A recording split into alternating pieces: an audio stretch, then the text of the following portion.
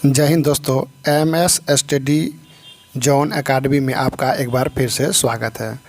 तो हम एक नए मुद्दे को लेकर, एक नए विषय को लेकर आए हैं, जिसके अंतर्गत हम लोग बीएसएससी, बीपीएसएससी और बिहार से संबंधित सभी प्रतियोगिता परीक्षाओं की तैयारी कैसे करें, या हम लोगों ने इनकी तैयारी कैसे की, कैसे हम लोग सेलेक्ट हुए, कौन सा बुक पढ़ें, क्या क्या किए, इन सब सारे चीज़ों के बारे में बताएंगे और आपको क्या करना चाहिए ताकि आपका भी सिलेक्शन जो बिहार एसएससी इंटर स्तरीय या स्नातक स्तरीय है, चाहे वो बिहार दरोगा है, सचिवालय सहायक वगैरह है, तो इसमें आपका सिलेक्शन कैसे हो।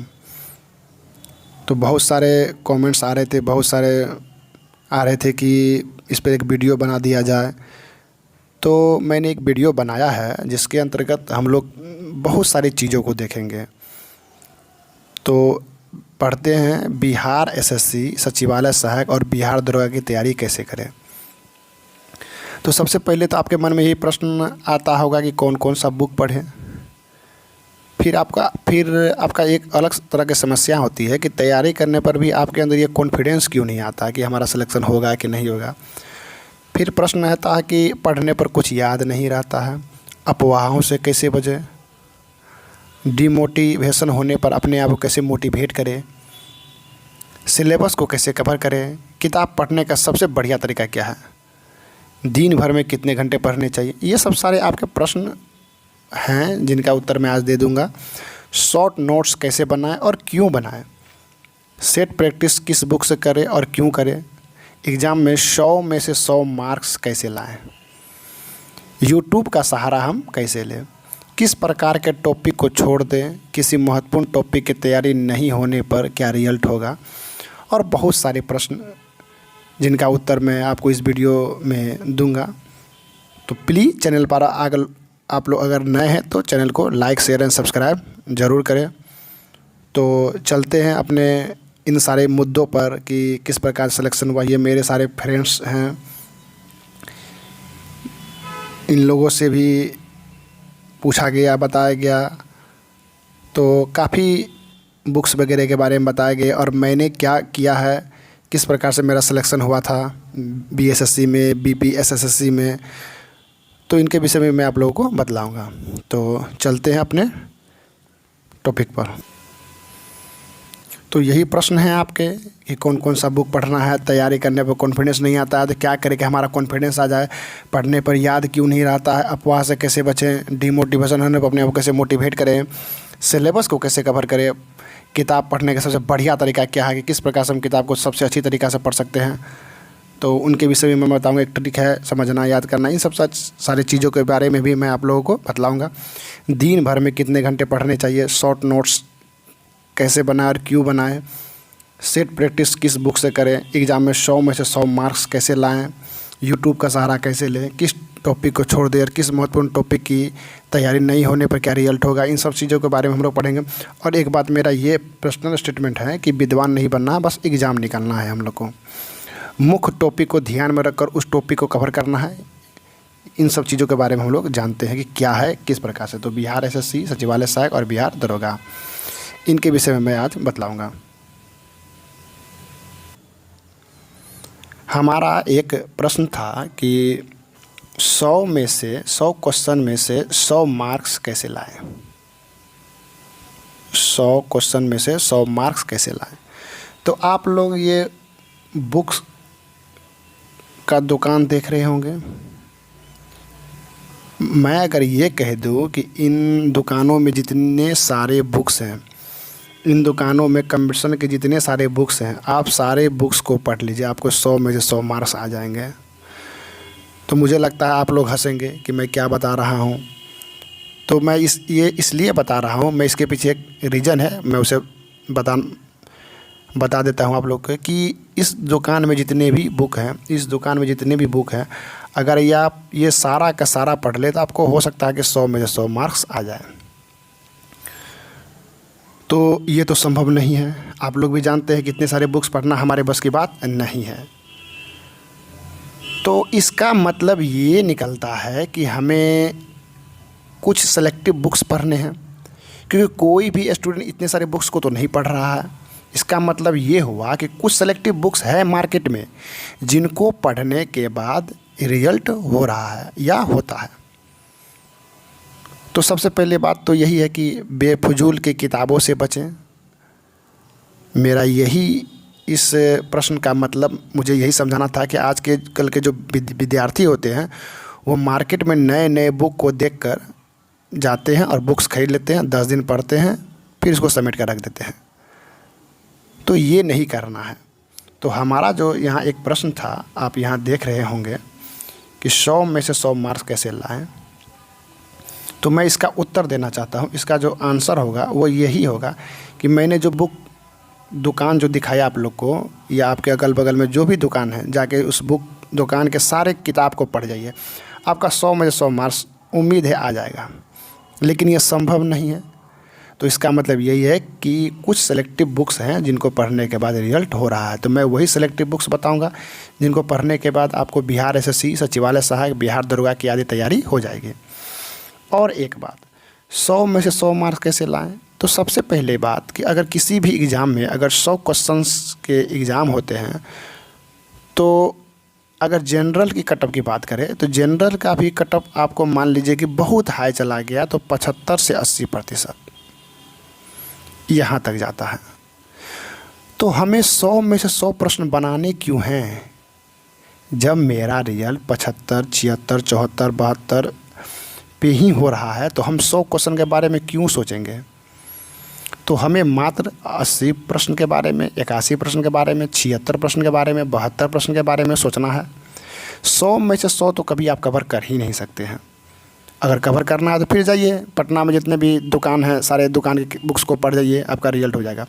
हमें ये नहीं समझ में आता है कि आज के युवा ये क्यों कर रहे हैं, 100 में से 100 मार्क्स लाने की तैयारी क्यों कर रहे हैं, जिसके चलते वो क्या करते हैं, मार्केट से 1000 बुक्स पढ़ रहे हैं, और 1000 बुक्स पढ़ने का 1000 तरह कन्फ्यूजन आ रही है, और 1000 तरह के कन्फ्यूजन आने के बाद उनका क्या हो रहा है, तो मार्क्स 50%, 60% आ रहा है।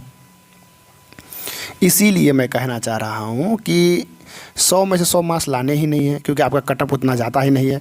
अगर मान लीजिए कटअप 75 गया है तो फिर भी ये कह रहा है, एग्जामिनर खुद कह रहा है कि 25 क्वेश्चन आप छोड़ दीजिए। तो जब हमें 25 क्वेश्चन छोड़ने ही हैं तो हम उस सेलेक्टिव बुक्स को पढ़ेंगे जिनसे मेरा 75 से 80% अंक आ जाए। यही कारण है कि आजकल के बच्चों का रिजल्ट नहीं होता है, क्योंकि वो बुक्स का भंडार लगाते हैं और उनसे कवर भी नहीं हो पाता है। तो आप कुछ सेलेक्टिव बुक्स को पढ़िए, और उन बुक्स को पढ़ने के बाद अगर 75-80% नंबर आ जाते हैं तो काफ़ी है। इसीलिए मेरा एक यहाँ पे एक पॉइंट भी दिए हुए हैं, यहाँ पे पढ़े होंगे 14 नंबर में, कि विद्वान नहीं बनना है, बस एग्ज़ाम निकालना है। अगर एग्ज़ाम निकालना है तो आपका दिमाग एग्ज़ाम निकालने पर होना चाहिए, ना कि महान बनने पर, कि मेरा तो इकोनॉमिक्स इतना बढ़िया है मेरा इकोनॉमिक्स कि कहीं से भी कोई प्रश्न पूछ ले मैं सब प्रश्न का जवाब दे दूंगा। और वो दिन भर इकोनॉमिक्स में ही लगा हुआ है, और हो क्या रहा है, एग्ज़ाम में इकोनॉमिक्स से 3 प्रश्न आ रहे हैं, 4 प्रश्न आ रहे हैं, और इनमें से तो भी 2 प्रश्न इस तरह के नॉर्मल आ रहे हैं जो सबसे बन रहा है। तो ये 2 प्रश्न के लिए ये क्या कर रहे हैं, दिन रात इकोनॉमिक्स पढ़ रहे हैं। यही वजह है कि इनका और विषय में नंबर कम आते हैं। तो यही मेरा कहना है कि विद्वान नहीं बनना है, हमें हर विषय को तवज्जो देना है, हर विषय को समान रूप से पढ़ना है, ताकि मेरा हर विषय में एक औसत नंबर आवे, ताकि मेरा 75-80% नंबर आ जाए और मेरा सिलेक्शन हो जाए। तो 2 प्रश्न का मैंने उत्तर दे दिया है। पहला तो 11 नंबर का और दूसरा 14 नंबर का, कि एग्ज़ाम में 100 में 100 मार्क्स कैसे लाएं। बहुत ही आसान तरीका है, क्योंकि हमें लाना ही नहीं है। लाना है तो फिर जाइए आप सारे पटना के सारे बुक्स को पढ़ जाइए। तो जितने पर हमारे कटअप है मैं वो बुक्स बता दूंगा जिनसे आपको 75-80% प्रश्न उस बुक से आपके हर एक एग्ज़ाम में आते हैं, जिनसे आपका रिजल्ट हो जाएगा। तो विद्वान नहीं बनना है। ये 2 प्रश्न हो गए। अब हम लोग देख लेते हैं कि कौन कौन सा बुक पढ़े और किस प्रकार से पढ़ें, इसको हम लोग देखेंगे। तो चलते हैं।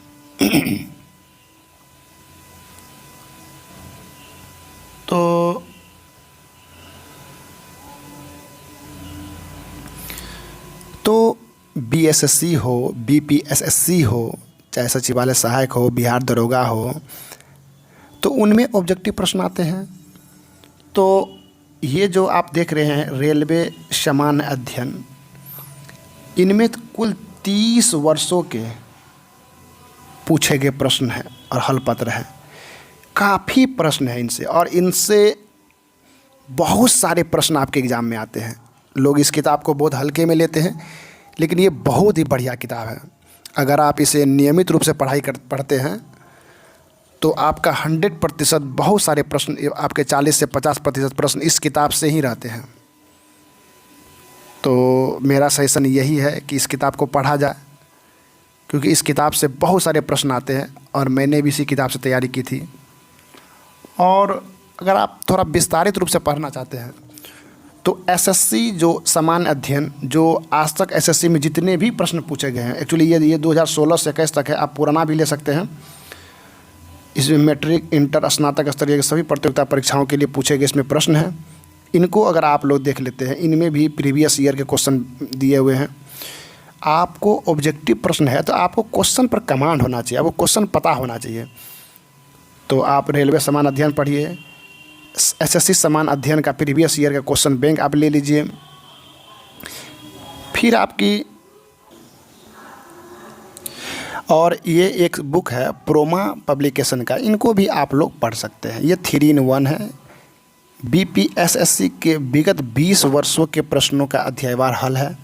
बिहार राज्य से संबंधित महत्वपूर्ण जानकारी है, तो इनको आप लोग पढ़ सकते हैं। ये भी बहुत अच्छी बुक्स है, इनका भी मैंने अध्ययन किया है। काफ़ी अच्छी बुक्स है। आपके बिहार संबंधित अगर 1-2 प्रश्न या 2-3 प्रश्न अगर आपके एग्ज़ाम में आ जाते हैं तो इस किताब से आपका हल हो जाएगा। और काफ़ी अच्छा इस किताब का राइटिंग वगैरह है, बहुत ही बढ़िया किताब है ये। तो 1, 2, ये 3 बुक्स हो गए, इनको आप लोग पढ़िए। फिर आपका आता है आगे रेलवे सामान्य अध्ययन।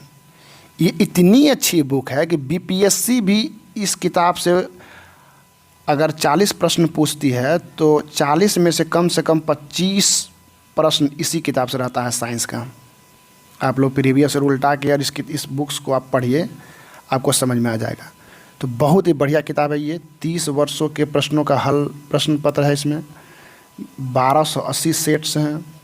भौतिक विज्ञान, रसायन विज्ञान, जीव विज्ञान, कृषि विज्ञान, वनस्पति विज्ञान, अंतरिक्ष विज्ञान और बहुत सारे, ये सौरमंडल है, नाभिकीय भौतिकी है, पर्यावरण विज्ञान है। ये सारे बेहतरीन किताब हैं। अगर आपको साइंस के लिए और एक बुक की बात बताई जाए तो ये द रिमाइंडर सामान्य विज्ञान। इनमें जो 40 सेट हैं बहुत ही वीवीआई सेट है। और इनका जो विस्तार किया गया, इनका जो मतलब क्या कहा जाए, इनका जो प्रत्येक क्वेश्चन का जो डिस्क्रिप्शन दिया गया है वो बहुत ही बेहतरीन तरीके से दिया गया है, बहुत ही अच्छे तरीके से दिया गया है। तो साइंस के लिए ये 2 बुक पर्याप्त है, इनसे ज़्यादा आगे पढ़ने की आपको आवश्यकता ही नहीं है। फिर आपका एक बुक आता है लूसेंट। ये बुक आप लोग तो ज़रूर अपने पास रखे होंगे। तो मैं ये बताऊंगा कि लूसेंट को पढ़ना कैसे है, किस प्रकार से पढ़ना है। और ये तो एक ऐसा बुक है कि इनसे प्रश्न अगर एग्ज़ाम में न आए ऐसा हो ही नहीं सकता है। ये इस प्रकार का बुक है। फिर आपका यहाँ पर 2 बुक मैंने और लगा रखे हैं, बिहार से संबंधित है, बीपीएससी और बीएसएससी सामान्य अध्ययन। ये ऑब्जेक्टिव बेस है, देखिएगा क्वेश्चन बैंक है। यह 1992 से लेकर अब तक का 150 सेट है। इनको अगर आप लोग बना लेते हैं तो आप लोग को ये पता चल जाएगा कि प्रश्न किस प्रकार से पूछे जाते हैं, कौन कौन से प्रश्न पूछे जाते हैं, किस किस टॉपिक से प्रश्न पूछे जाते हैं। और यह वन लीनियर है। ये वन लीनियर है। आप ऑब्जेक्टिव मतलब ऑप्शन बेस वाला भी ले सकते हैं, ऑप्शन बेस क्वेश्चन बैंक भी ले सकते हैं। इस बुक का मैं तो दोनों लिया था, दोनों मैंने पढ़ा था। तो आप ऑब्जेक्टिव वन लीनियर भी ले सकते हैं और ऑप्शन बेस भी बुक ले सकते हैं।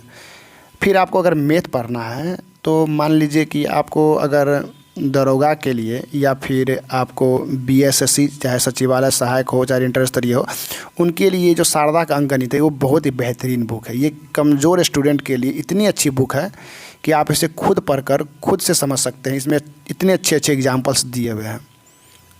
तो मेरा मानना है कि अंकगणित आता है शारदा पब्लिकेशन का, आप लोग देख ही रहेंगे फिगर में। इस बुक को आप लोग ले लीजिए। उसके बाद आता है आपका रीजनिंग। मैंने यहाँ देखिए आप लोग को, मैंने सबसे पहले आप लोग को जीके के बारे में बताया। जीके के लिए 3 बुक पर्याप्त हैं। फिर उसके बाद जीएस के बारे में मैंने बताया, ये 2 बुक पर्याप्त हैं। एक लुसेंट आप जी के जीएस के लिए पढ़ सकते हैं, ये भी एक क्वेश्चन बैंक है, इसको आप लोग पढ़ सकते हैं। फिर आपका अंक गणित के लिए शारदा पब्लिकेशन का आता है। फिर आपका रीजनिंग के लिए अगर आपको चैप्टर वाइज पढ़ना है तो आप दीपक पब्लिकेशन का ले सकते हैं, काफ़ी बेसिक तरीके से समझाया गया है। और आप चाहे बिहार दरोगा दीजिए, चाहे सचिवालय सहायक दीजिए, चाहे इंटर स्तरीय कोई भी एग्ज़ाम दीजिए, एसएससी रीजनिंग का जो बुक है इंटर एवं मैट्रिक स्तरीय 112 सेट, इन्हीं सेट्स में से ही प्रश्न उठा के बीएसएससी वाले या बीपीएसएससी वाले रखते हैं। पहले इस बुक को पढ़ के आप लोग कॉन्सेप्ट डेवलप कर लीजिए, उसके बाद इस बुक के जो भी सेट्स हैं उनको बनाइए। उसके बाद अगर इनको पूरा कर लेते हैं तो आप स्नातक स्तरीय प्रीवियस ईयर क्वेश्चन बैंक इसको बनाइए, क्योंकि बीएसएससी में आपके कुल 50 क्वेश्चन रहते हैं रीजनिंग के, तो बहुत ही ज़्यादा मायने रखता है। और 50 में से अधिकांश प्रश्न यही दोनों बुक से पूछे जाते हैं, रीजनिंग के भी हूबहू डिट्टो चोरी किया जाता है। तो आप लोग यहाँ से पढ़ सकते हैं। बाकी कॉन्सेप्ट डेवलप करने के लिए आप यहाँ से पढ़ सकते हैं। बाकी और किस तरीक़े से पढ़ना ये मैं आपको बता देता हूँ। तो यही बुक्स पढ़ने हैं आप लोगों को, और ये बुक्स पढ़ने से आपको अगर जनरल का नंबर अगर 75 से 80% जा रहा है तो इस बुक से ये कवर हो जाएगा, इतना मार्क्स कवर हो जाएगा। मैं कभी नहीं कहूँगा कि 100 में से 100 क्वेश्चन में से आप 100 मार्क्स ला सकते हैं, ऐसा कभी नहीं, क्योंकि ये संभव ही नहीं है। लेकिन ये जो मैं बुक्स बता रहा हूँ, इन बुक्स को अगर आप लोग सही तरीके से अगर आप लोग पढ़ लेते हैं तो आपको 75 से 80% अंक आने से कोई नहीं रोक सकता है, और आपका सिलेक्शन 100% होगा। इसीलिए कहता हूँ महान नहीं बनना है, बस कुछ सेलेक्टिव बुक्स हैं उनको पढ़ना है और आपका फिर सिलेक्शन पक्का है। क्योंकि मार्केट में तो 1000 बुक्स हैं, 1000 बुक्स पढ़ के कोई नौकरी नहीं ले रहा है। कुछ चुने हुए बुक्स को ही पढ़ने से नौकरी, और सही तरीके से पढ़ने से नौकरी हो रही है। अब हम लोग समझेंगे तो कौन से बुक पढ़ें, उसके बाद किस प्रकार से पढ़ना है बुक्स में वो भी बता देता हूँ। तो एक प्रश्न ये आता है आपका 3 नंबर की, तैयारी करने पर भी कॉन्फिडेंस नहीं आता है, इसका क्या रीज़न है? इसका रीज़न यही है कि आप नेगेटिव लोगों से मिलते हैं जो अलग अलग के विचार देते हैं एग्ज़ाम से रिलेटेड, कि हमने भी दिया था नहीं हो पाया, बहुत सारी चीज़ें वो आपके नेगेटिव माइंड में होते। तो ऐसे व्यक्तियों सबसे पहले तो आप दूर रहें, इन व्यक्तियों से पहले आप बचें। उसके बाद आपके अंदर कॉन्फिडेंस किस आधार पर आएगा? जब आप पढ़िएगा, जब आपकी जानकारी एक अच्छी लेवल पे आ जाएगी, जब आप सेट बनाने लगिएगा और उस सेट में बहुत सारे प्रश्न आपसे हल होने लगेंगे, 75% के आसपास अगर आपके अंक आने लगेंगे तो फिर आपका कॉन्फिडेंस डेवलप हो जाएगा। तो सबसे पहले जानकारी इकट्ठा कीजिए। जानकारी इकट्ठा करने के बाद आप सेट वगैरह मारिए। सेट मारने के बाद अगर आपके नंबर दिन पर दिन बढ़ते जा रहे हैं तो आपका कॉन्फिडेंस ऑटोमेटिक बढ़ जाएगा। और कॉन्फिडेंस बिल्डअप करने का जो एक तरीका और ये है कि आपको रिवीजन बढ़िया तरीक़ा से करना होगा। मेरा एक मानना ये है कि रिवीजन बराबर ही हो जाता है आपको कंपटीशन। जिस व्यक्ति को रिवीजन करने की आदत नहीं है उनसे कंपटीशन कभी नहीं होगा। तो रिवीजन करना अगर किसी को नहीं आ रहा है तो समझिए कि उसको एक प्रकार की बीमारी है। तो इस बीमारी से दूर बढ़िए, क्योंकि हमेशा लोगों को लगता है कि हम आज कुछ नया पढ़ते हैं, तो नया नहीं पढ़ना है, रिवीजन करना है। रिवीजन आप करते हैं तो आपको हर एक क्वेश्चन पे क्या होगा? पकड़ होगा तो क्या होगा? आपका कॉन्फिडेंस होगा कि नहीं यह ही सही है। तो कॉन्फिडेंस डेवलप करने का यही उपाय है कि पहले आप नेगेटिव लोगों से बचें और रिवीजन ज़्यादा से ज़्यादा मात्रा में करें। आप जितना पढ़ते हैं उसको हमेशा रिवीजन में रखें तो आपका क्या होगा? कॉन्फिडेंस डेवलप होगा। पढ़ने पर भी याद नहीं रहता है तो इसका यही तरीका है कि आप सही तरीक़ा से पढ़ते ही नहीं हैं। अगर आप सही तरीक़ा से पढ़ें और रेगुलर रूप से पढ़ें और रिवीजन करते हुए पढ़ें तो आपको हमेशा चीज़ें याद रहेगी। याद रखने का मैं एक अलग तरीका भी बता दूंगा आप लोग को, बहुत ही बढ़िया तरीका है। तो उसको आप लोग अगर देखिएगा तो आप लोग को 100% आप लोग को पढ़ने के बाद याद रहेगा। एक बात आप लोग और बात जान लीजिए, याद कोई भी चीज़ हमेशा के लिए नहीं रहता है। अगर एक बार कोई व्यक्ति पढ़ ले उसको ज़िंदगी भर याद ही रह जाए, तब तो मान लीजिए कि कोई एक बार पढ़ लेगा वो तो यूपीएससी निकाल लेगा। इसका मतलब याद किसी को कैसे रहता है? इसका मतलब यही हुआ कि जो व्यक्ति ज़्यादा रिवीजन कर रहा है उसी को वो चीज़ याद रह रहा है। कोई ऐसा विद्वान नहीं है इस धरती पे कि एक बार पढ़ ले और उसको हमेशा के लिए याद हो जाए। हर व्यक्ति को भूलने की आदत होती है।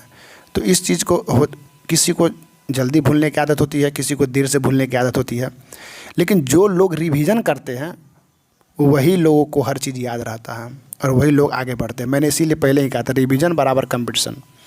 जिनको रिवीजन करने की आदत नहीं है, क्योंकि आपके एग्ज़ाम में टाइम टेकिंग का भी मामला रहता है, तो जो रिवीजन करते हैं उनका टाइम बच जाता है, जो रिवीजन नहीं करते उनका टाइम ओवरलैप्स कर जाता है, जिनसे उसका रिजल्ट नहीं होता है। इसीलिए रिवीजन बहुत बड़ा मायने रखता है। अगला प्रश्न है, अफवाहों से कैसे बचें? डीमोटिवेशन होने पर अपने आप को कैसे मोटिवेट करें? तो अफवाहों से बचने का यही तरीका है कि नेगेटिव लोगों से आप दूर भागें, हमेशा पॉजिटिव अपने आप को रखने का प्रयास करिए। आप लोगों ने एक फिल्म देखा होगा, 3 इडियट। तो सही कहा गया है उसमें कि अब हमारा जो दिल है ना, ये बहुत ही ज़्यादा बेवकूफ़ है।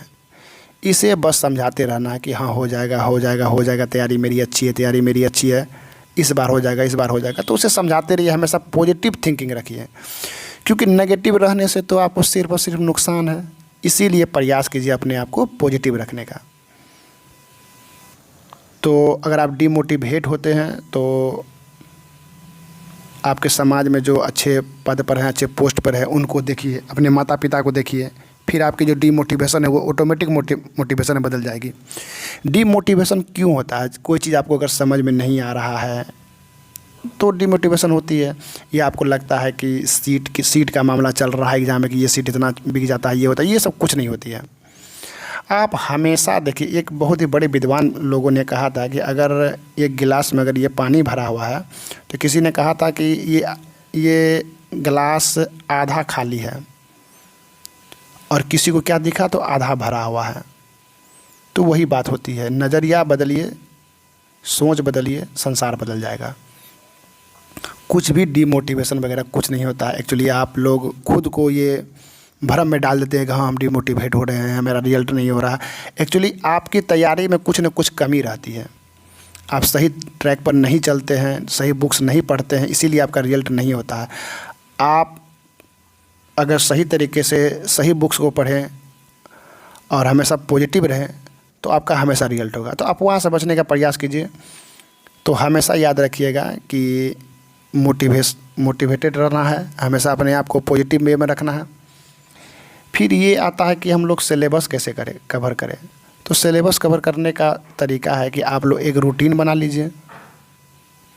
जैसे मेरा क्या रूटीन था कि मैं दिन भर में मैं जीके पढ़ता था, फिर बीच के समय में मैं आपको मैथ रीजनिंग बनाता था, और रात्रि के समय में मैं सिर्फ जीएस पढ़ता था, रीजनिंग। तो याद रखिएगा कि आप सुबह अगर जगते हैं तो जीके पढ़ लीजिए, अगर दिन का समय है तो मैथ रीजनिंग बना लीजिए, और रात्रि के समय में क्या करते थे? जीएस बनाते थे। तो इसी समय में मतलब मैथ रीजनिंग बनाने के बाद मैं सेट प्रैक्टिस भी कर लेता था। तो ये मेरा तरीका था। तो सिलेबस कवर करने का तरीका यही है कि आपका एक रूटीन होना चाहिए। उस रूटीन को अगर आप फॉलो करते हैं तो आपका सिलेबस समय पर ख़त्म हो जाएगा। अब एक तरीका है किताब पढ़ने का। सबसे बढ़िया तरीका क्या है? तो मेरा मानना है किताब पढ़ने का, जो मैंने एक तरीका बताया, कि सबसे पहले कोई भी चीज़ है तो आप उसको समझने का प्रयास कीजिए। ये बहुत ही बढ़िया तरीका है, मैं आप लोग को बता रहा हूँ। कोई भी टॉपिक है, जैसे मान लीजिए बाबर का टॉपिक है, तो पहले आप इसे समझने का प्रयास कीजिए कि बाबर कहाँ से आया था, क्यों आया था, किस लिए आया था, कब का आक्रमण किया था, सोमनाथ मंदिर पर आक्रमण किया था, क्यों किया था, ये कुछ भी कोई भी बात, चाहे भारत पर आक्रमण 1526 में किया था तो क्यों किया था, कहाँ कहाँ गया था, तो पहले समझने का प्रयास कीजिए। इसके लिए आपको जो बुक्स पढ़ने होंगे वहाँ से सहायता लीजिए। ठीक है, अगर समझ में आ जाता है तो ठीक है, नहीं आता है तो फिर आप उसको याद कीजिए। अगर याद करने के बाद भी अगर आप उसे भूल जा रहे हैं तो आप वहाँ पर एक ट्रिक लगा सकते हैं। जैसे बाबर द्वारा जो लड़े गए युद्ध है, इसका आप लोग ट्रिक हमेशा जानते होंगे, पान खा चल घर, पानीपत का युद्ध, खानवा का युद्ध, चंदेरी का युद्ध, घाघरा का युद्ध। तो ये क्या है? एक तरीका है पढ़ने का कि सबसे पहले आप समझने का प्रयास करें। समझ गए तो आपको याद करने की आवश्यकता नहीं होगी। समझने के बाद भी अगर आपको मतलब नहीं समझ पा रहे हैं या नहीं याद हो रहा है, तो आप उसको याद कर लीजिए। याद करने के बाद भी अगर आप भूल जा रहे हैं तो उस पर आप ट्रिक लगा लीजिए। ट्रिक लगाने के बाद भी अगर दिक्कत शिक्कत हो रही है तब तो एक ही बात होती है कि उसको बोलते हैं रट्टा मार। तब आप ये कर लीजिए। यही 4 तरीका है किसी भी बुक्स को पढ़ने का।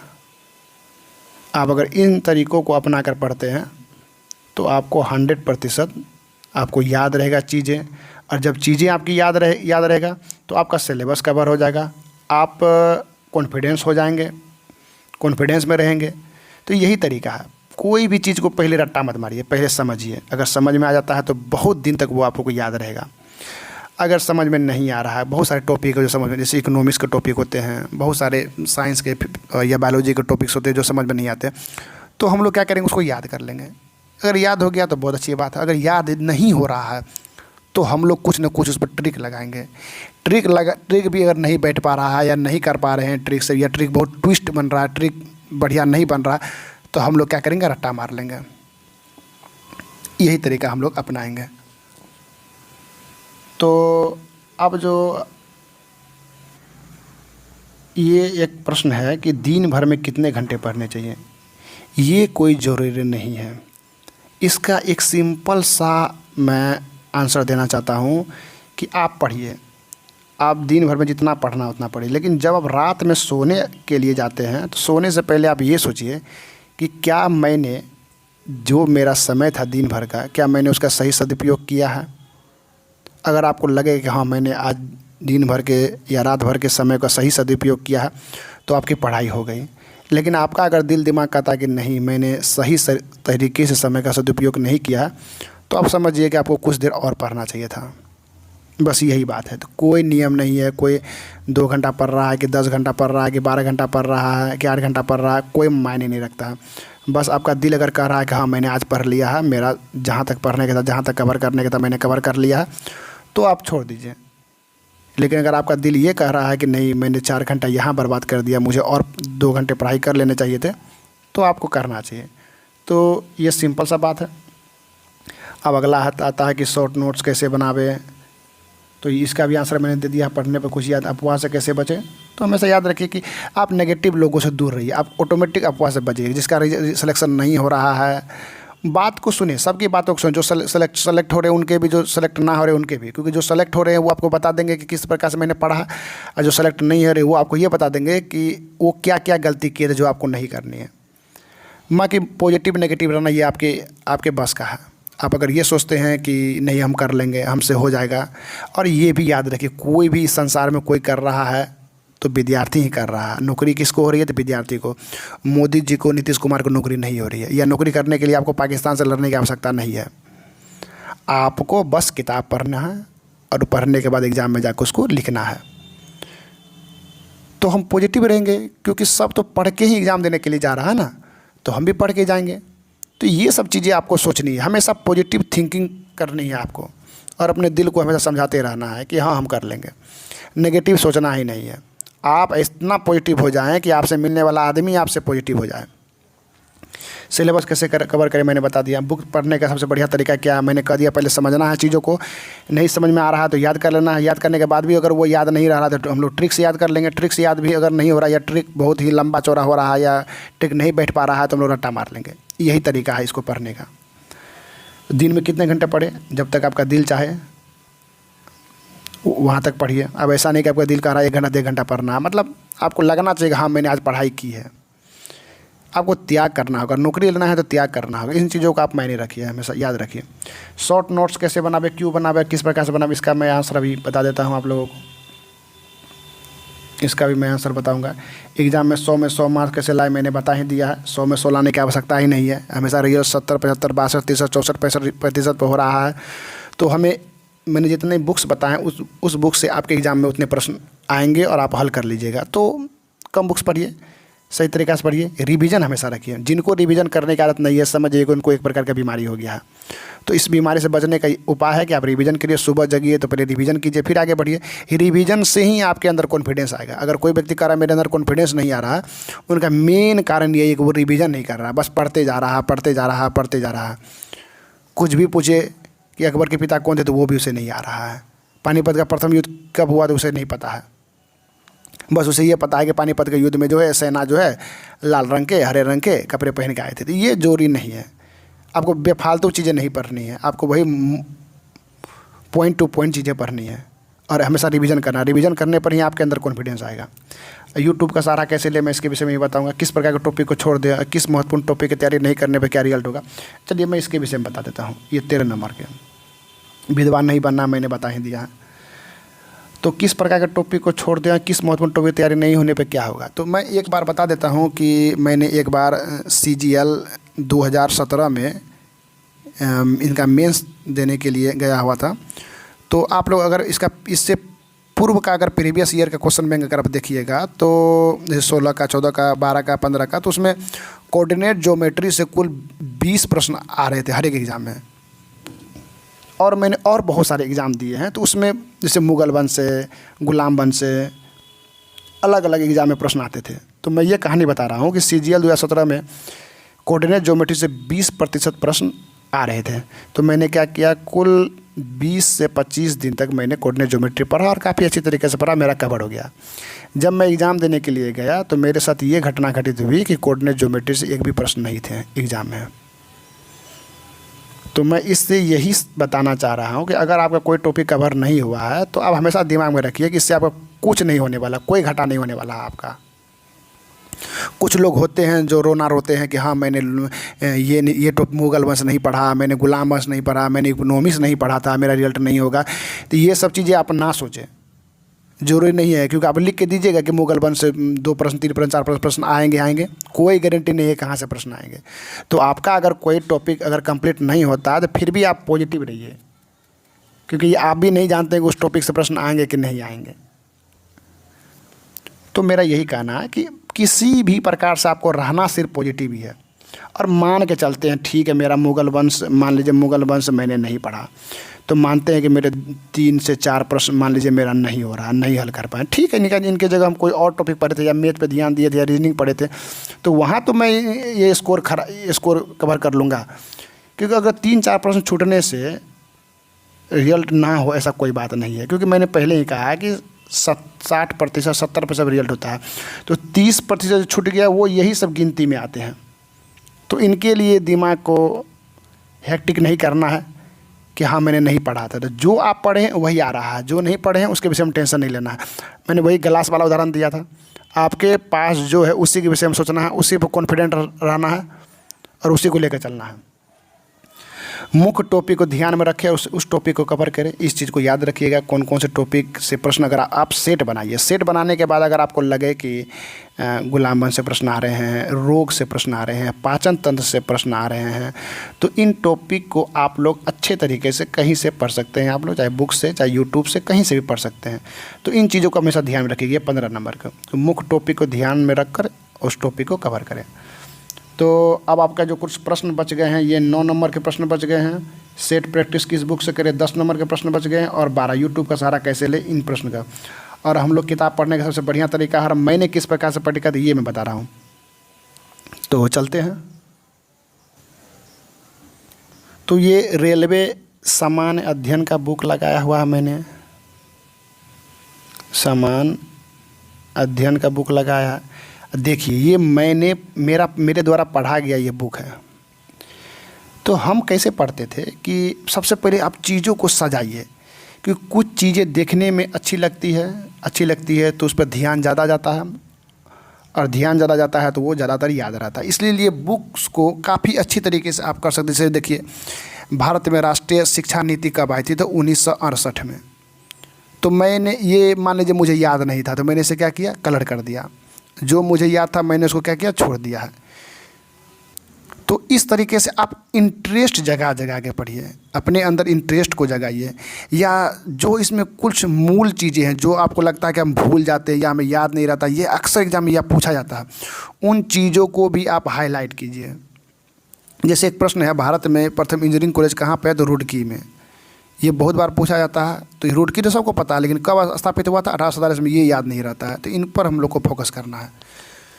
तो मैं यही कहना चाहता हूँ कि जैसे मान लीजिए अंतरिक्ष से देखने पृथ्वी कैसा दिखता है, नीला। ये सही प्रश्न है, तो मैंने इसमें टिक लगाया है।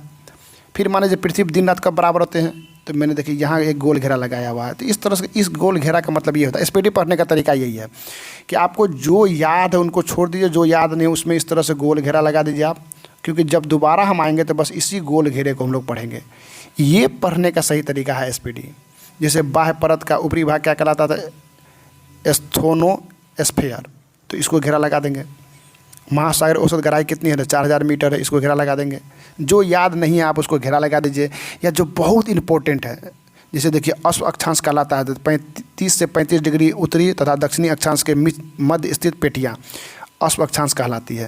तो ये मान लीजिए मुझे याद नहीं था, तो मैंने क्या किया, इस पर गोल टिक लगा दिया, और मैं जब बाद में आऊँगा तो मैं सिर्फ इसे देखूँगा। तो ये है पढ़ने का सही तरीका और रिवीजन करने का सही तरीका। तो एसपीडी पढ़ने का जो मैंने जो बुक बताया था, एसपीडी का सामान्य अध्ययन, ये पढ़ने का यही तरीका है इसका। और हमेशा कलर कीजिए। डेंटिंग पेंटिंग करने से क्या होगा कि आपको आकर्षक लगेगा, आकर्षक लगेगा तो आपका ध्यान जाएगा बार बार पढ़ने के लिए। जैसे देखिए ये प्रश्न बार बार एग्जाम पूछे जाते हैं, ग्रीन हाउस गैस कौन कौन से हैं, तो देखिए मैंने इसे टिक लगा के रखा है, ये मुझे याद है क्योंकि इसका ट्रिक भी मुझे याद है कि मीना काजल लगाती है। लेकिन फिर भी मैंने इसे क्यों लगाया, ताकि इस पर ध्यान मेरा रहे, इसीलिए मैंने इसको टिक लगाया। तो एसपीडी पढ़ने का यही तरीका है। देखिए मैंने कलर किया, जो जो मुझे याद नहीं है मैंने उस पॉइंट को, जैसे देखिए और कुछ कुछ आप लिख भी सकते हैं। जैसे इस किताब को पढ़ने के बाद आपको कुछ कुछ चीज़ नया नया मिलेगा। जैसे भारत में सबसे तेज शोधक कारखाना कहाँ है, तो जामनगर है। मैंने देखिए ये लिखा हुआ है। सबसे पुराना कौन सा है, तो डिगबोई असम में है। और सबसे बड़ा कौन सा है, तो मथुरा में है। तो ये मुझे कहीं कहीं मिले थे, तो जब मैंने इसको इस तरह से अंडरलाइन किया हुआ था तो उस सबको उठा कर मैंने एक जगह लिख दिया। तो इनसे अब क्या होगा कि मेरा प्रश्न कहीं गलत नहीं होगा, एक जगह मैंने लिख दिया। तो ये तरीका है एसपीडी पढ़ने का। जैसे गंगा सागर प्रोजेक्ट उत्तराखंड राज्य में है, तो याद नहीं था मुझे, तो मैंने क्या किया, इसी में गोल टिक लगा दिया। तो जो आपको जैसे यहाँ देखिए व्यापारिक भवन में किस तरह से कुछ याद रखने का तरीका, जैसे ठक्कर आयोग में याद नहीं था, इंदिरा गांधी हत्याकांड से, मैं से गोल टिक लगा दिया। तो यही तरीका है किताब को पढ़ने का, कि जब जब आपको देख रहे होंगे, यहाँ आप लोग को मैं जूम करके भी दिखा देता हूँ, यहाँ देखिए। तो ये सब सारे चीज़ें हैं कि जहाँ जहाँ आपको लगे कि याद नहीं है उसको आप लोग अंडरलाइन कर सकते हैं, अंडरलाइन करके पढ़ सकते हैं। जो इम्पोर्टेंट है उसमें भी, जैसे देखिए नीचे रह रहे ये जो 100 दिनों की मजदूरी होती है आपको मनरेगा के तहत, तो जो इम्पोर्टेंट चीज़ें हैं, जो एग्ज़ाम में अक्सर प्रश्न आ रहे हैं, उन चीज़ों को भी आप लोग देख सकते हैं। देखिए यहाँ पर भी आप लोग देख रहे होंगे कि जो जो मुझे याद नहीं उसमें गोल टिक लगा देता हूँ, ताकि दोबारा आके उसी को पूरे, इससे मेरा क्या हो, समय की बचत हो। जैसे वायुमंडल सर्वाधिक घनत्व वाला कौन सा है, तो क्षोभ मंडल है, देख रहे होंगे आप लोग यहाँ पे।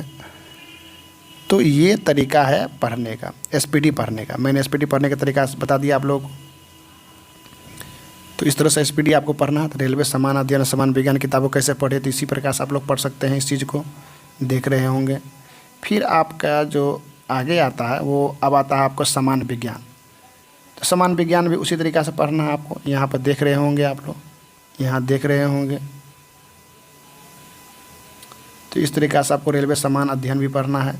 एनिलिडा ग्रुप में कौन से मुख्य जानवर आते हैं, जो केचुआ आते हैं, मुझे याद नहीं था, मैं क्या क्या इसमें गोल टिक लगा दिया, और जो याद है उसे मैं छोड़ता चला गया।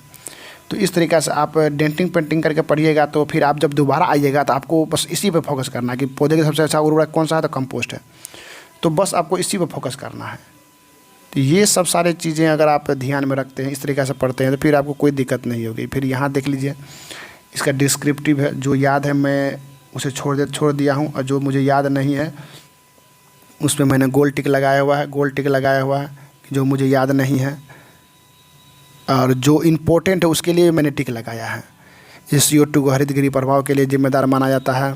CFC क्लोरोफ्लोरोकार्बन ओजोन मंडल को नष्ट करती है। तो ये सब चीज़ें देखिए। सबसे बड़ा आवृत्ति बीजी पौधा कौन सा, यूकेलिप्टस है। तो जो इम्पोर्टेंट है मैंने उसे भी हाईलाइट किया है, और जो मुझे याद नहीं है उसके लिए मैंने गोल घेरा लगाया है। तो इस तरीक़ा से आप पढ़ाई लिखाई कर सकते हैं आप लोग। एसपीडी पढ़ने का यही तरीका है। एसपीडी का सामान्य ज्ञान और सामान्य विज्ञान या सामान्य ज्ञान पढ़ने का तरीका यही है कि आप लोग डेंटिंग पेंटिंग कीजिए, उसको काफ़ी चमका के रखिए ताकि आपका ध्यान जाए इस पर, और आप अच्छे तरीके से पढ़ें। जब तक आप लोग अपने अंदर जिज्ञासा पैदा नहीं कीजिएगा, फिर आपको ये याद नहीं होगा। उसके बाद एक बुक्स में बताया था BPSC BSSC BPSSC का मैंने एक बुक लगाया था, आप लोगों को मैंने बताया था।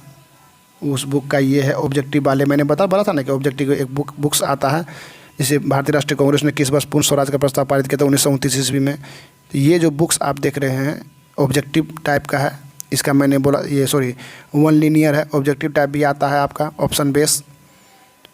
तो ये देखिए ये दोनों प्रश्न मुझे याद नहीं थे, तो मैंने क्या किया, इसे रंगीन कर दिया कि बाद में मैं आऊँगा तो मैं बस इसे ही देखूँगा। इस देखिए इसमें मुझे 4-5 प्रश्न याद नहीं थे, मैं सबको क्या किया, रंगीन कर दिया। तो इस तरीक़ा से आपको पढ़ना है। देखिए यहाँ सचिवालय सहायक पीटी के लिए ये प्रश्न थे जो मुझे, जैसे राम और रहीम ईश्वर के एक ही दो अलग अलग नाम है, ये किसने कहा था, गुरु नानक ने कहा था। तो अगर ये सही है तो यही होगा। तो इसी तरीक़ा से अगर आप लोग देख रहे हैं पाटलिपुत्र किस शासक ने सबसे अपनी राजधानी बनाया था, चंद्रगुप्त मौर्य ने, उदयन ने भी बनाया था, अशोक ने भी बनाया था, तो मैं यहाँ लिख दिया हूँ। तो इस तरीके से आप इसको क्या कर सकते हैं, देख सकते हैं, पढ़ सकते हैं। तो रंगीन कीजिएगा तो आपका क्या होगा कि आपका अट्रैक्शन होगा, पढ़ने का मन करेगा, फिर आप चीज़ों को सही तरीके से पढ़ पाइएगा। ये रीजनिंग के बुक हैं, मैंने बोला था कि इसमें कुल 25 या 50 प्रश्न के कुल आते हैं। इनको बनाइए, आप लोग इनको बनाइए और यहाँ आंसर भी दिया गया है। तो रीजनिंग के बुक के लिए जो मैंने बताया है वही पर्याप्त है। उसके बाद यहाँ आप लोग देख रहे होंगे ये आपका सेंट्रल जो एग्ज़ाम होता है, आपको ये देख रहे होंगे एसएससी सामान्य अध्ययन का प्रीवियस ईयर क्वेश्चन बैंक भी आप बना सकते हैं। देखिए मुझे जो याद नहीं था मैं उसी को सिर्फ हाईलाइट कर रहा हूँ। और जो प्रश्न आपको बेकार लगते हैं, जिनको लगता है कि ये प्रश्न अब नहीं पूछा जाएगा या बेकार है, तो उनको आप लोग पढ़िए मत, छोड़ दीजिए। यहाँ देख रहे होंगे वक्रचक्र किसके अधीन और नियत होता है, तो अल्पाधिकार। ये मुझे याद नहीं था इसीलिए मैंने इसे हाईलाइट किया है। जैसे 1526 में पूर्व बाबर ने भारत पर कुल कितने बार आक्रमण किया था, तब 5 बार आक्रमण किया था। ये इंपॉर्टेंट है, मुझे याद था लेकिन लगा कि कहीं मिस ना हो जाए, इसीलिए मैंने इसको हाईलाइट किया था। तो इस तरह की चीज़ों को आप लोग क्या कर सकते हैं, हाईलाइट कर सकते हैं। इसी तरह से हाईलाइट करके अगर आप पढ़िएगा तो क्या होगा आपको। जैसे देखिए भारतीय स्वतंत्रता bill London house of Commons ने पहली बार कब पेश किया, 4 जुलाई 1947 ईस्वी को।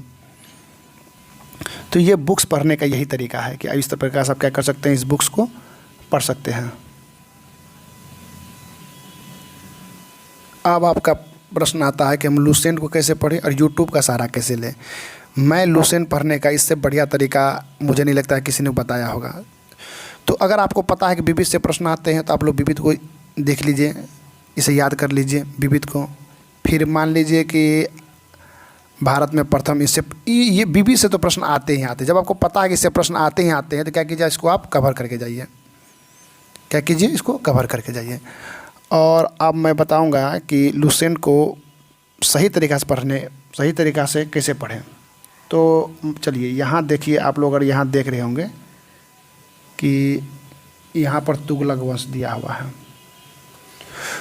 तो इसको पढ़ने का सबसे बढ़िया तरीका क्या है कि एक बार पहले आप लोग इसको रीडिंग दीजिए, तुगलक वंश को। रीडिंग देने के बाद आप लोग क्या कीजिए, यूट्यूब पर जाइए। और यूट्यूब पर जाने के बाद, यूट्यूब पर अगर आप लोग चले जाते हैं तो यूट्यूब पर जाकर आप लोग तुगलक वंश लिखिए। और तुगलक वंश लिखने के बाद जो भी यूट्यूब में आपको सबसे अच्छा लग रहा है कि ये पढ़ाया है, उनके पढ़ाए हुए वीडियो को आप लोग 1 बार 2 बार देख लीजिए। फिर आके तुगलक वंश पढ़िए, फिर आपको तुगलक वंश कंप्लीट हो जाएगा। फिर आपको कहीं एक भी प्रश्न गलत नहीं होगा। फिर आप तुगलक वंश जब आप पढ़ लीजिएगा तो फिर आप आइएगा, उसके बाद मान लीजिए तुगलक वंश ख़त्म हो गया तो फिर मान लीजिए कि आपको विश्व इतिहास में पढ़ना है। तो आप यहाँ देखिए विश्व इतिहास में क्या पढ़ना है, पुनर्जागरण। तो आप लोग पुनर्जागरण सर्च कीजिए यूट्यूब में, यूट्यूब पर, और यूट्यूब पर जाकर पुनर्जागरण पढ़ लीजिए। फिर पुनर्जागरण सारे प्रश्न खत्म हो जाएंगे। फिर यहाँ पर है अमेरिका स्वतंत्रता संग्राम, फिर जाइए यूट्यूब पर, पहले इसको पढ़ लीजिए। आप लोग एक बार रीडिंग दे दीजिए ताकि आपको पता तो चले कि रेड इंडियन भी कोई शब्द है। तो पहले एक बार इसको आप पढ़ लीजिए। फिर उसके बाद यूट्यूब पर अमेरिका स्वतंत्रता संग्राम का वीडियो, जो जिस टीचर का वीडियो आपको अच्छा लगे उनसे पढ़ लीजिए। फिर आपको ये अमेरिका स्वतंत्रता संग्राम का टॉपिक क्लियर हो जाएगा। तो यही तरीका है लुसेंट पढ़ने का, इससे बढ़िया तरीका कुछ नहीं है। आप जैसे भौतिक पढ़ना है, जैसे उत्तोलक के बारे में पढ़ना है, तो आप जाइए यूट्यूब पर उत्तोलक 3-4 टीचर से पढ़ लीजिए, आपको उत्तोलक ऑटोमेटिक समझ में आ जाएगा। तो लुसेंट पढ़ने का इससे बढ़िया तरीका और कोई नहीं है। अब एक प्रश्न था कि हम लोग शॉर्ट नोट्स कैसे बनावे और क्यों बनावे। तो शॉर्ट नोट्स बनाने के बहुत सारे फ़ायदे हैं। जैसे मान के चलिए कि मगध राज्य पर कौन कौन से शासक ने मतलब कि राज किया था, तो इसका ट्रिक है हसीन मोसू करांद। तो हर्यक वंश, शिशुनाग वंश, नंदवंश, मौर्यवंश, शुंगवंश, कण्वंश, आंध्र सातवाहन वंश, ये बराबर एग्जाम में पूछा जाता है। तो इसीलिए मैंने क्या किया, इसे एक ट्रिक के तहत सजाया हुआ है। फिर देखिए लो एस के बारे में पूछा, तो इसका ट्रिक मैंने बनाया कछुआ। क से कर्नाटक, छ से छत्तीसगढ़, अ से असम। तो सबसे ज़्यादा कहाँ पे, कर्नाटक में, फिर छत्तीसगढ़ में, उसके बाद असम में।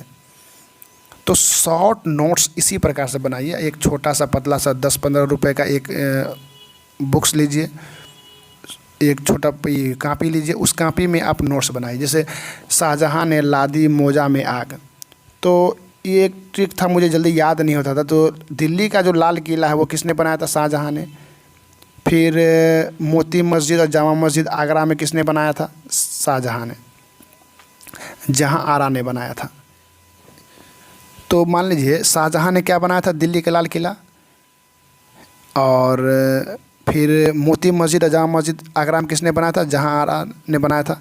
फिर औरंगज़ेब के बारे में बात करें तो देखिए दिल्ली में मोती मस्जिद किसने बनाया था, आगरा में मोती मस्जिद किसने बनाया था, जहाँ आरा ने। और लेकिन दिल्ली में मोती मस्जिद किसने बनाया था, औरंगज़ेब ने। बीबी का मकबरा किसने बनाया था, औरंगज़ेब ने, औरंगाबाद में। फिर ये कुछ सूत्र हैं जो एग्जाम में प्रश्न पूछे जाते हैं। तो ये सब मुझे अगर याद नहीं थे तो इनका मैं शॉर्ट नोट्स बनाता था ताकि मुझे याद रहे। फिर मान लीजिए कि वलित पर्वत के कौन से ट्रिक होते हैं, ब्लॉक पर्वत के कौन से ट्रिक होते हैं, अनुच्छेद में क्या क्या है। तो जो चीज़ जैसे फिर यहाँ देख लीजिए बायोगैस के घटक कौन है, तो मीका, कामन, हसमुख, अम्मा। मेरा पर्सनल ट्रिक था, आप लोग को जो बनाना बनाए। Methane, carbon dioxide, CO, H2S, HIH और NH3। फिर मान लीजिए कि तना का कौन कौन से प्रकार थे, इसका एक ट्रिक है। हद कर दिया आपने, हल्दी, आलू, अदरक, प्याज, बांडा, केसर। जड़ का क्या है, मूस चुक गया, तो मूली, सलजम, चुकंदर, गाजर। तो ये सब ट्रिक मैंने बनाए थे, शॉर्ट नोट्स बनाए थे ताकि हमें याद रह सके चीज़ें। तो यही तरीका है आपको शॉर्ट नोट्स बनाने का। जो आपको याद नहीं रहता है उन चीज़ों को आप उस शॉर्ट नोट्स में लिखिए। उस शॉर्ट नोट्स में क्या कीजिए, लिखिए जो चीज़ आपको याद नहीं रहता है। फिर भी अगर अच्छे तरह से याद नहीं रहता, फिर उसका क्या कीजिए, आप ट्रिक बना लीजिए। मैंने कहा है कोई भी बुक्स पढ़ने का यही तरीका है, सबसे पहले चीज़ों को समझिए, समझ जाइएगा तो आपको याद करने की आवश्यकता नहीं होगी। आप अगर नहीं समझ पा रहे हैं तो आप क्या कीजिए, उसको याद कर लीजिए। याद करने के बाद भी अगर आपके माइंड में नहीं रह रहा तो क्या कीजिए, आप उस पर ट्रिक लगा लीजिए। ट्रिक भी नहीं लग पा रहा तो एक ही उपाय है, उसके बाद रट्टा मार लीजिए। यही तरीका है आपको पढ़ने का। ये तरीका से अगर आप पढ़ते हैं तो आपको कोई भी कॉम्पिटिशन एग्जाम निकल जाएगा, कहीं कोई चूक नहीं होगी आपकी। तो उम्मीद है आप लोग समझ गए होंगे कि कौन कौन से बुक पढ़ने हैं। मैंने पहले ही कहा है कि ज़्यादा बुक्स नहीं पढ़ना है, हमें को सिलेक्टिव बुक्स पढ़ने हैं जिनसे हमारे 70-80% प्रश्न आ जाए और बन जाए और हमारा रिजल्ट हो जाए। कॉन्फिडेंस आएगा, आपको रिवीजन करने से ही याद आएगा। पढ़ने पे याद नहीं होता है तो उसका तरीका बदलिए। आप पहले समझिए, फिर याद कीजिए, फिर ट्रिक बैठाइए, इस तरह से कीजिए। डिमोटिवेटेड नहीं होना है, हमेशा मोटिवेटेड रहना है, आपको हमेशा पॉजिटिव सोचना है। सिलेबस कवर करना है, इसके लिए आपको एक रूटीन बनाना होगा। किताब पढ़ने का सबसे बढ़िया तरीका मैंने बता ही दिया है। दिन भर में कितने घंटे पढ़े, जब तक आपका दिल चाहे। शॉर्ट नोट्स कैसे बनाए मैंने कहा ही दिया। जो प्रश्न आपको याद नहीं होते हैं उनको आप क्या कीजिए, शॉर्ट नोट्स में लिखिए। अगर कुछ कन्फ्यूजन है तो उनको लिखिए। अगर फिर भी कंप्लीट नहीं हो रहा है तो वहाँ पे भी आप ट्रिक लगा सकते हैं। या जो काफ़ी इंपॉर्टेंट जो आपको लगता है कि ये प्रश्न आएंगे ही, उनको आप लिख लीजिए।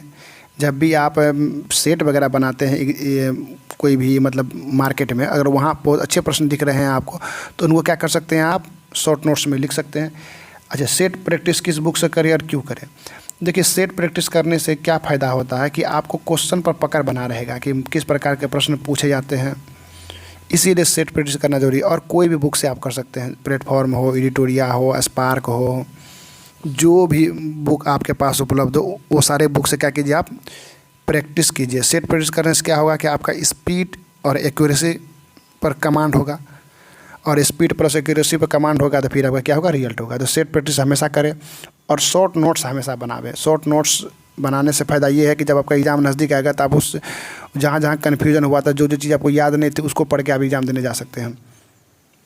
यूट्यूब का सहारा कैसे ले, मैंने पहले ही कह दिया। कोई भी जैसे फिजिक्स पढ़ना है, मान लीजिए फिजिक्स पढ़ना है तो फिजिक्स में मान लीजिए कि आपको गति पढ़ना है, तो अगर आपको गति समझ में मान लीजिए नहीं आ रहा है तो पहले एक बार आप बुक्स को रीडिंग दीजिए, बुक्स को आप पढ़ लीजिए। बुक्स को पढ़ने के बाद आप क्या कीजिए, यूट्यूब पर जाइए, यूट्यूब पर सर्च कीजिए मोशन गति, इन हिंदी लिख दीजिए। आपको मोशन के बहुत सारे वीडियो आएंगे, उन वीडियो का आप लोग देख लीजिए, फिर आपको समझ में आ जाएगा, फिर आके आप बुक्स को पढ़िए।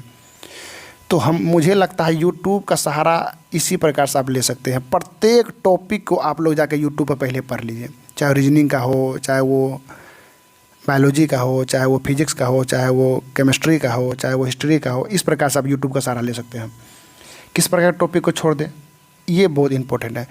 मैंने पहले ही बताया था कि मान लीजिए कि इकोनॉमिक्स जो काफ़ी थोड़ा सा टफ विषय होता है, इकोनॉमिक्स से मान लीजिए अगर 3 से 4 प्रश्न आ रहे हैं तो उनमें से 1-2 प्रश्न तो आपको समिति से पूछा जाता है या फिर पंचवर्षीय योजना से पूछा जाता है। तो फिर ये सिर्फ 2 प्रश्न के लिए आपको ये पूरे 70 पेज का बुक पढ़ने की आवश्यकता नहीं है, आप वहाँ पर छोड़ सकते हैं। या फिर जो इम्पोर्टेंट टॉपिक है उसको कवर कीजिए और इस विषय को छोड़ दीजिए।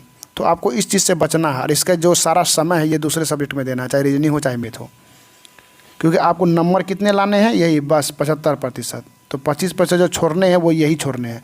तो बहुत सारे बच्चे क्या कर रहे हैं, विद्वान बनने का प्रयास कर रहे हैं कि हाँ इकोनॉमिक्स मेरा बहुत बढ़िया है, तो सिर्फ इकोनॉमिक्स में उसको 4 में से 3 नंबर आते हैं और रिजल्ट नहीं होता, क्योंकि उनका सारा फोकस इकोनॉमिक्स पर आता है।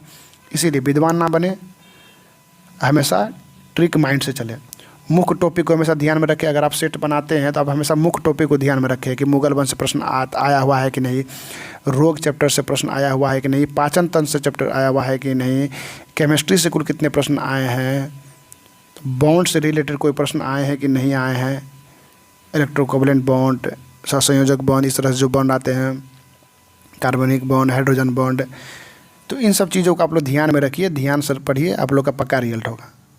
तो अगर आप लोग का इनसे और कोई सवाल अगर आप लोग का अगर है तो आप लोग प्लीज़ कमेंट बॉक्स में लिखिए, मैं उसका जवाब अगले वीडियो में बना के दे दूँगा। तब तक के लिए धन्यवाद। अगर आप लोग इस चैनल पर नए हैं तो याद रखिए आप लोग MS